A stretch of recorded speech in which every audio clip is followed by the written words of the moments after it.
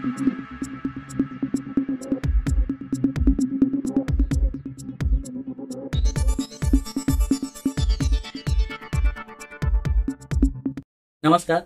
पाहूया शेअर मार्केटमधील काही ताज्या घडामोडी.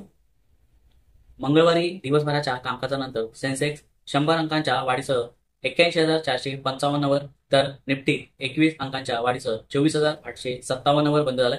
निफ्टी बँक 93 अंकांनी वाढून 51,499 च्या पातळीवर बंद झालाय. निफ्टीचा मिड कॅप निर्देशांक 261 अंकांच्या वाढीसह 58,623 च्या पातळीवर बंद झालाय. मंगळवारी निफ्टीमध्ये सर्वाधिक वेगाने वाढणाऱ्या स्टॉकच्या यादीमध्ये टाटा मोटर्सचं अव्वल स्थान आहे. चांगल्या परिणामानंतर एनटीपीसी मंगळवारी 4% वाढीसह बंद झालंय. कोलगेट पॉमोलिव्ह जून तिमाहीच्या निकालानंतर 5% वाढीसह बंद झालंय. अपेक्षेपेक्षा मजबूत निकालानंतर सुझलॉन एनर्जी मंगळवारी सलग 7व्या दिवशी वाढीसह बंद झाले. या स्टॉकमध्ये 5% वरची सर्किट लागली होती. मात्र निकालानंतर एक्साइड इंडस्ट्रीज 3% घसरून बंद झालाय. पीसीबीएल वर संजीव गोयंका यांच्या वक्तव्यानंतर हा शेअर 11% वाढीसह बंद झालाय. पहिल्या तिमाहीत नफ्यात जवळजवळ 200% वाढ नोंदवल्यानंतर ग्रॅन्युल्स इंडिया 4% वर बंद झाली, तर डिक्सन टेक देखील 3% वर बंद झाली. आयडीई फोर्ज सोल्युशन्स Q1च्या निकालानंतर 11% खाली बंद झाले, कारण या कंपनीच्या नफ्यात 90% घट झाली आहे. वेदांता आयकर विभागाने बाजार बंद झाल्यानंतर वेदांताला 1,289 कोटी रुपयांची प्राप्तिकर मागणी नोटीस म्हणजेच टॅक्स डिमांड नोटीस पाठवली आहे. याचबरोबर वेदांताला स्टॉक एक्सचेंजेसकडून त्यांच्या प्रस्तावित डिमर्जरला देखील मंजुरी मिळाली आहे. मंगळवारी वेदांताचा शेअर 0.35% घसरणीसह 447.40 रुपयांच्या पातळीवर बंद झाले. अदानी एनर्जी सोल्युशन्सचा QIP लॉन्च करण्यात आलाय. QIPची फ्लोअर प्राइस 1,027.11 रुपये प्रति शेअर निश्चित करण्यात आली आहे. कंपनी QIPद्वारे 6,000 कोटी रुपये उभारण्याची शक्यता आहे. या QIPची मागणी 3 पट पोहोचली आहे. GQG ADIA या QIP साठी संभाव्य गुंतवणूकदार आहेत, तर कतार आणि US आधारित फंड देखील संभाव्य गुंतवणूकदार आहेत. QIP म्हणजे क्वालिफाईड इन्स्टिट्यूशनल प्लेसमेंट.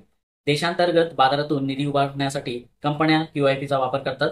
QIP साठी कंपनी नियमानुसार शेअरची किंमत ठरवते. QIPची किंमत शेअरच्या 2 आठवड्यांच्या सरासरी किमतीपेक्षा कमी असू शकत नाही. मंगळवारी अदानी एनर्जी सोल्युशन्सचा शेअर 7.90% वाढीसह 1,135.05 रुपयांच्या पातळीवर बंद झालाय. टोरेंट पॉवरने पहिल्या तिमाहीचे निकाल जाहीर केलेत.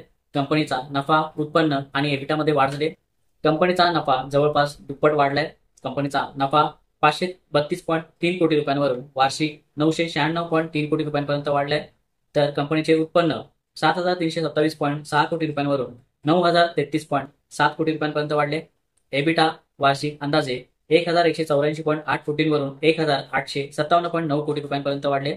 एबिटा मार्जिन 16.2% वरून 20.6% वाढले. मंगळवारी टोरेंट पॉवरचा शेअर 0.18% वाढीसह 1,595 रुपयांच्या पातळीवर बंद झालाय.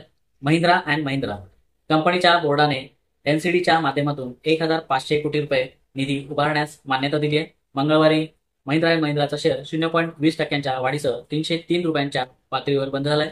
टाटा कन्झ्युमर प्रॉडक्ट्सने पहिल्या तिमाहीचे निकाल बाजार बंद झाल्यानंतर जाहीर केलेत. कंपनीचा नफा बाजाराच्या अपेक्षेपेक्षा कमी झाला आहे. कंपनीचा नफा 14.3% घसरून 337.3 कोटी रुपयांवरून 289.3 कोटी रुपयांवर घसरलाय. मात्र कंपनीच्या उत्पन्नात 16% अधिक वाढ झाली आहे. एबिटामध्ये देखील वाढ झाली आहे. कंपनीच्या मार्जिनमध्ये वर्ष दर वर्ष आधारावर सुधारणा झाली आहे. मंगळवारी टाटा कन्झ्युमर प्रॉडक्ट्सचा शेअर 0.53% घसरणीसह 1,195 रुपयांच्या पातळीवर बंद झालाय. इन्फोसिसने TCD नेट सोबत करार केलाय. कंपनीने हा करार डिजिटल परिवर्तनासाठी केला आहे. मंगळवारी कंपनीचा शेअर 0.22% वाढीसह 1,875 रुपयांच्या पातळीवर बंद झालाय.